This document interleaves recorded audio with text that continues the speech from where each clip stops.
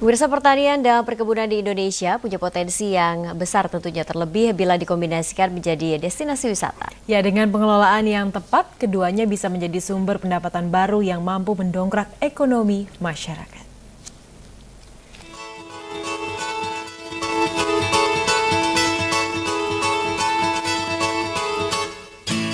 Pertanian dan perkebunan di Indonesia punya nilai ekonomi yang tinggi. Selain hasil panen, pesonanya yang unik bisa menjadi tujuan wisata.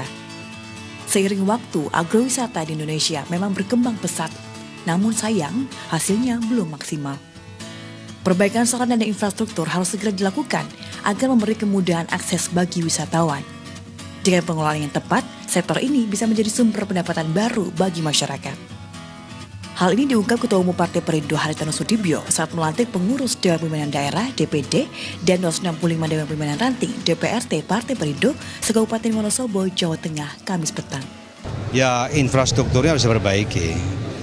Apapun yang dikatakan wisata, artinya kan kita ingin dari luar tuh masuk kemari supaya ekonominya yang terkait dengan wisata itu bisa tumbuh. Apa yang kurang harus diperbarui. Jadi tidak bisa kemudian orang diimbau supaya datang begitu saja tanpa promosi, orang tidak tahu.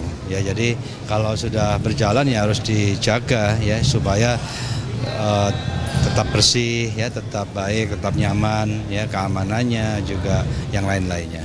Tentunya itu akan menjadi potensi wisata yang luar biasa dan juga masyarakatnya terkait masalah UMKM-nya hampir ada 65.000 yang mana di UMKM itu ada makanan khas Wonosobo yang hidupnya di dataran tinggi Dieng. Memberdayakan masyarakat menjadi perjuangan dari Partai Perindo. Dalam acara ini, gerobak Perindo diberikan kepada 17 pelaku UMKM binaan se-Kabupaten Wonosobo. Tak hanya itu, program lain juga hadir dalam bentuk warung sejahtera. Salah satunya yang ditinjau langsung oleh HT dan rombongan pengurus pusat serta wilayah Partai Perindo di Jalan Dieng, Rawapeni, Kabupaten Wonosobo. Partai Perindo terus mendorong masyarakat untuk produktif. Dengan begitu, harapannya Indonesia bisa cepat sejahtera.